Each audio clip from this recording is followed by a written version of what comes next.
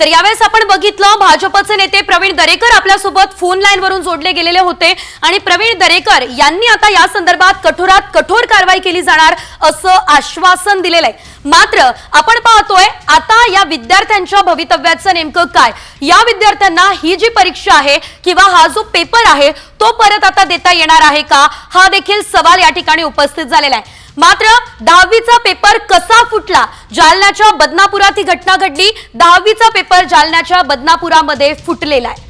महत्त्वाचा मुद्दा आपण पाहतोय, पहिल्या 15 मिनिटांमध्ये प्रश्नपत्रिका थेट परीक्षा केंद्राबाहेर आलेली होती आणि ही प्रश्नपत्रिका जी आहे ती विद्यार्थ्यांच्या हाती सुद्धा लागली। शहरातील झेरॉक्स सेंटरवरती प्रश्नपत्रिका आणि उत्तरपत्रिका या विद्यार्थ्यांना उपलब्ध करून दिल्या जात होत्या।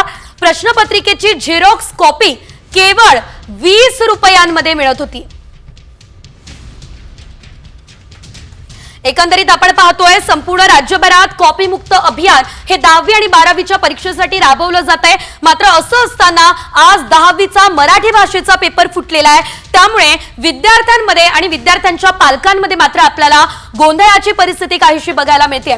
त्यामुळे आता हा जो पेपर आहे तो या विद्यार्थ्यांना परत देता येणार आहे का, हा देखील मुद्दा तितकाच महत्त्वाचा आहे। पहिल्याच दिवशी पेपर फुटीचं ग्रहण जे ते लागलेलं आहे। यंदा आपण जर बघितलं तर साधारणतः 16,11,000 विद्यार्थी 10वीच्या परीक्षेला बसलेले आहे। मात्र असं असताना आता जर अनेक ठिकाणी अशा प्रकारे पेपर फुटीच्या घटना घडत असतील तर या विद्यार्थ्यांचं भवितव्य निश्चितच धोक्यात आलंय।